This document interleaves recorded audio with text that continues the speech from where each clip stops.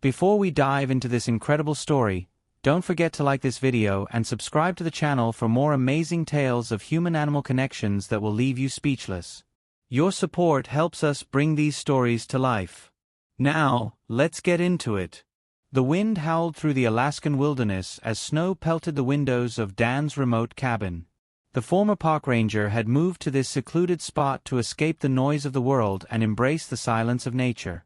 On this particular night, the isolation was palpable as the frost crept along the edges of the glass panes and the fireplace crackled weakly against the biting cold. Dan was just settling into his armchair with a worn book when a sudden, urgent sound shattered the stillness. It was a heavy thud, followed by an almost plaintive scraping at the door. His heart jumped. Visitors were rare out here, and none came without a good reason. Slowly, he reached for his flashlight, every sense on high alert. The sound came again, louder this time, accompanied by what seemed like a low, guttural groan. Against his better judgment, Dan approached the door and cracked it open slightly, peering into the swirling snow. What he saw made him freeze in disbelief. Just a few feet away, a massive bear stood on its hind legs, its body swaying unsteadily. Frost clung to its fur in jagged clumps, and its eyes, hollow with desperation, locked onto his. The bear lowered itself onto all fours, pawing weakly at the porch as though pleading for entry. Dan's mind raced. A bear this close to a human dwelling was unheard of, especially in the dead of winter when most of them hibernated. Something was wrong, but what? The bear let out a sound that wasn't a growl but something far more distressing, a deep, mournful noise that sent shivers down Dan's spine. He considered slamming the door shut and waiting for the bear to leave, but its sheer vulnerability made him hesitate. This was no ordinary encounter. The bear wasn't acting aggressively. It was seeking something, and judging by its condition, time wasn't on its side. Dan stepped back from the door and grabbed his shotgun, not to harm the animal, but to protect himself in case things turned dangerous. He took a deep breath, then cautiously opened the door wider. The bear didn't move, its labored breaths visible in the icy air. "Easy, big guy," Dan muttered under his breath, unsure if the bear could even hear him. He aimed the flashlight at the animal and noticed signs of severe distress. Its fur was matted with ice, and it appeared malnourished, its ribs faintly visible beneath the thick coat. But it was the bear's eyes that unsettled him most. They didn't hold the wild ferocity he expected. Instead, they were filled with a strange, almost human-like pleading. Dan stood frozen, torn between slamming the door shut to protect himself or risking everything to uncover why this majestic creature had turned to him. Finally, he stepped aside, opening the door fully. The bear hesitated for a moment before taking a shaky step forward. Whatever it needed, it wasn't going to last much longer out in the storm. As the bear stumbled into the warmth of the cabin, Dan couldn't believe what he was seeing. The massive creature, once a symbol of raw power and dominance, now seemed fragile and broken. It collapsed near the hearth, its sides rising and falling with labored breaths. The storm outside raged on, but inside, an eerie silence hung in the air as Dan cautiously observed the animal. Its fur was riddled with frost, clinging like shards of glass, and patches of its thick coat were missing, revealing raw, reddened skin beneath. Its claws, usually sharp and formidable, were dull and chipped, and its massive paws left streaks of slush and mud on the wooden floor. Dan could tell this bear wasn't just cold, it was suffering. For a moment, he wrestled with his instincts. He knew how dangerous bears could be, even in a weakened state. A single swipe of its paw could end his life. Yet something about the bear's vulnerability struck a chord deep within him. Its eyes, once fierce and wild, now seemed to hold a silent plea. Dan cautiously approached, his shotgun still within reach, and examined the bear more closely. He noticed frostbite on its ears and nose, signs that it had been exposed to the harsh elements for far too long. He muttered to himself, "What happened to you, big guy? Why aren't you hibernating?" Dan's training as a ranger kicked in, and he quickly began to assess the situation. He remembered reading about bears that failed to hibernate due to stress, illness, or injury, but this was something else entirely. The bear's emaciated frame and desperate behavior hinted at a deeper problem. It must have traveled miles in its weakened state to reach his cabin, a sign of sheer desperation. Dan glanced toward the corner of the room where a first aid kit and an old emergency blanket sat. He hesitated. Helping a wild animal, especially one as dangerous as a bear, was risky. But leaving it untreated wasn't an option he could stomach. With slow, deliberate movements, Dan grabbed the blanket and carefully approached. The bear flinched as he draped it over its body, letting out a low growl that sent a chill down his spine.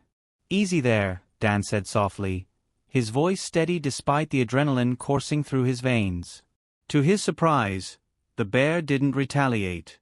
Instead, it settled down, its body trembling less as the warmth began to take effect. Dan decided to fetch some food, rummaging through his supplies for anything that might help. He found some frozen salmon, an emergency stockpile meant for his long winters, and placed it near the bear.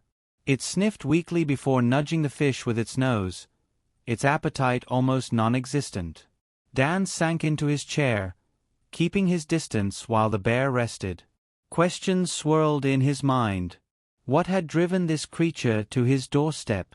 Why wasn't it in hibernation, tucked away safely in a den? The storm continued to batter the cabin, but Dan's focus remained on the bear. He knew that whatever had brought it here was only part of the story. There was something deeper, something he hadn't yet uncovered. He only hoped that he could figure it out before it was too late. As dawn broke, the storm outside finally began to wane, leaving the cabin blanketed in a thick layer of snow. The bear stirred, its labored breaths now slightly steadier, and Dan took the opportunity to assess its condition more closely. He cautiously moved around the cabin, tidying up the mess from the night before and keeping a safe distance. The bear remained where it was, its massive head resting on its paws, but its eyes tracked Dan's every movement. There was a strange intelligence in those eyes, almost as if the bear understood it was being helped. Dan couldn't shake the feeling that the bear was trying to communicate something. Every now and then, it would lift its head slightly and let out a low, guttural noise, not a growl, but a sound filled with urgency.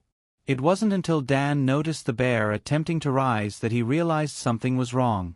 The animal struggled to get to its feet, its legs trembling under its massive weight.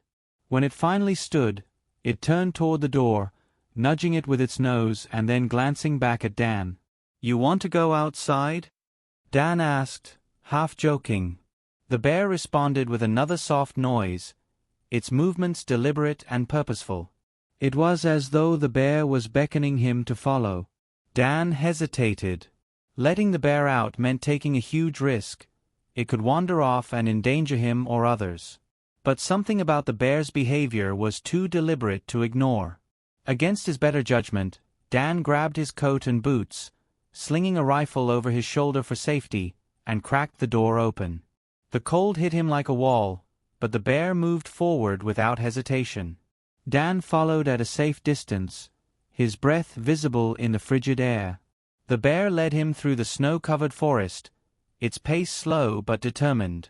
Dan couldn't help but marvel at the sheer size of the animal, even in its weakened state.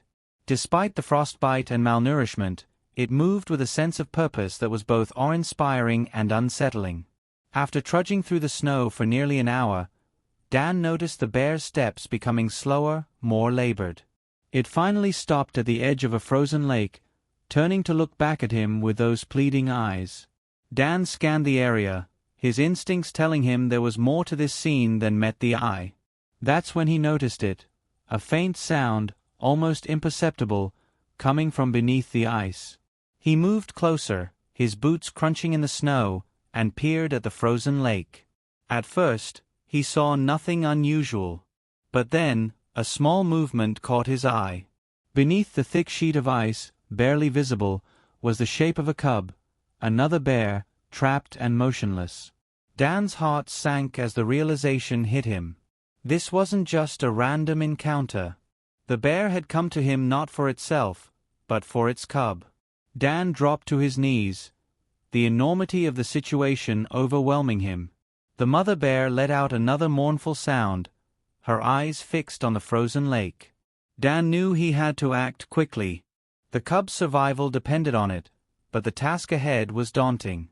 The ice was thick, the water below freezing, and time was running out.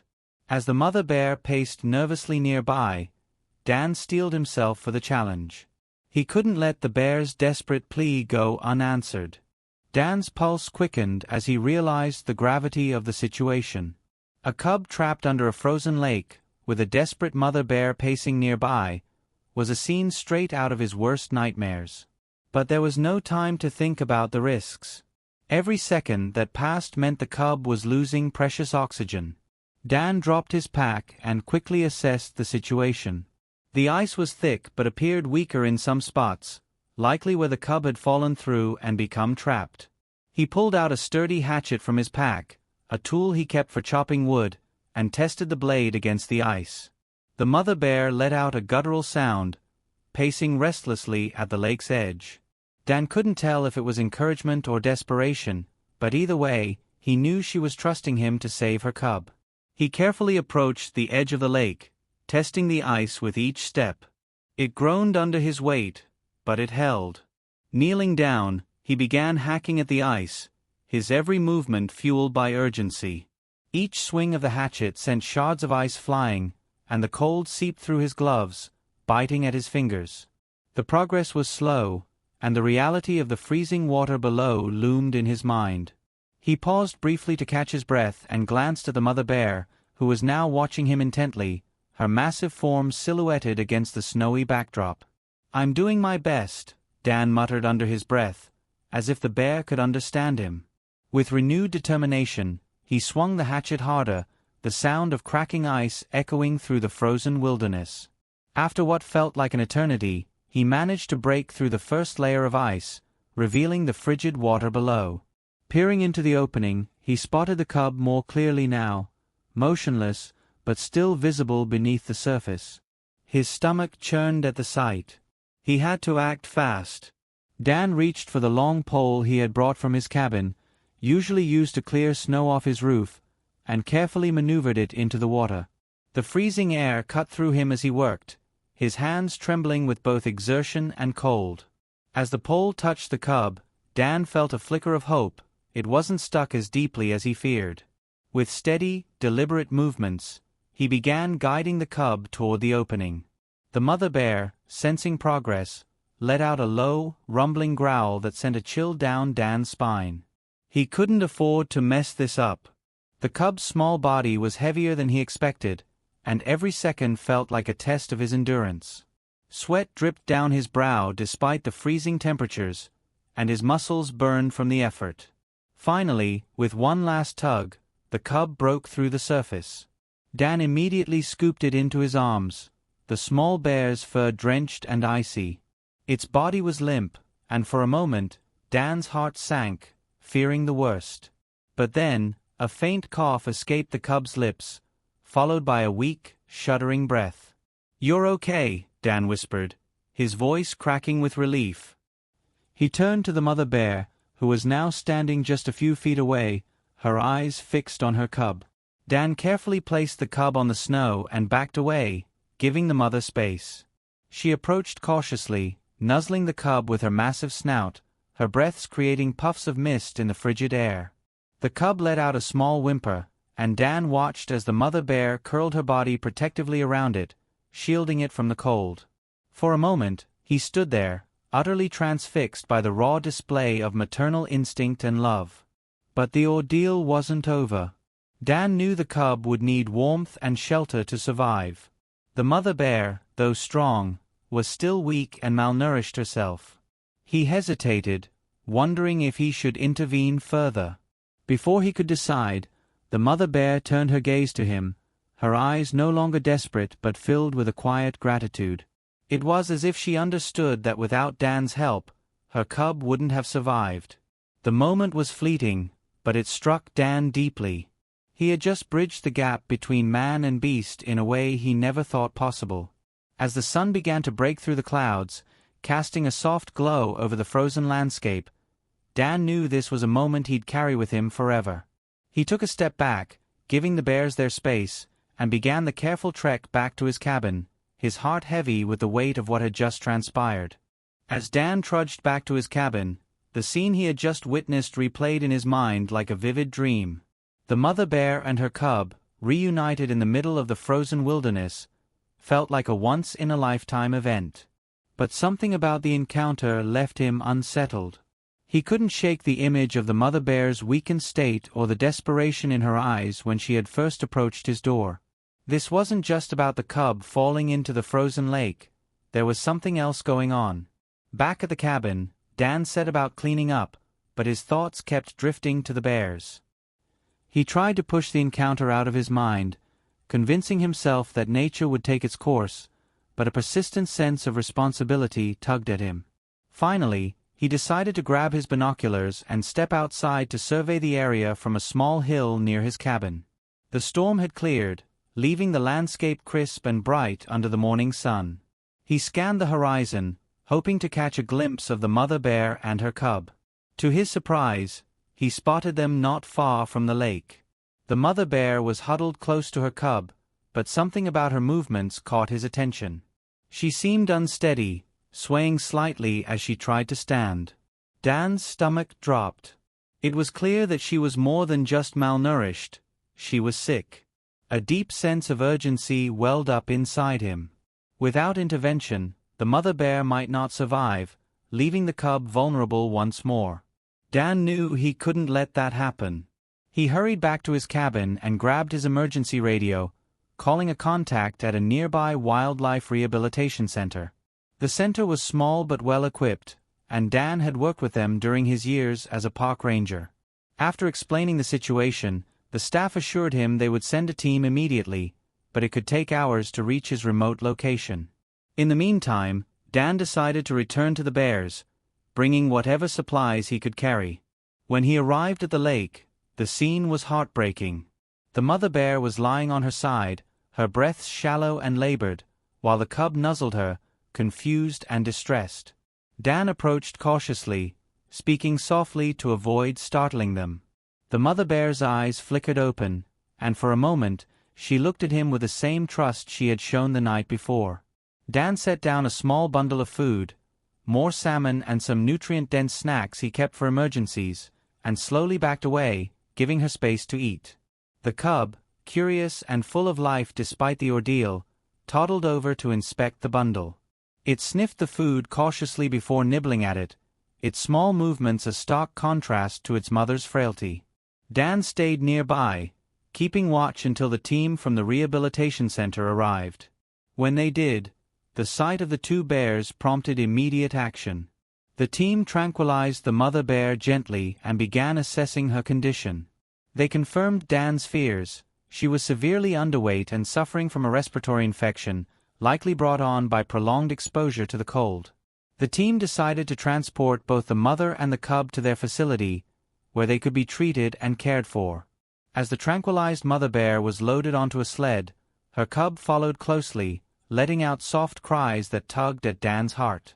He helped the team secure the sled and watched as they disappeared into the snowy expanse, taking the bears to safety. Days turned into weeks, and Dan received updates from the rehabilitation center regularly. The mother bear was responding well to treatment, gaining weight and recovering from her infection.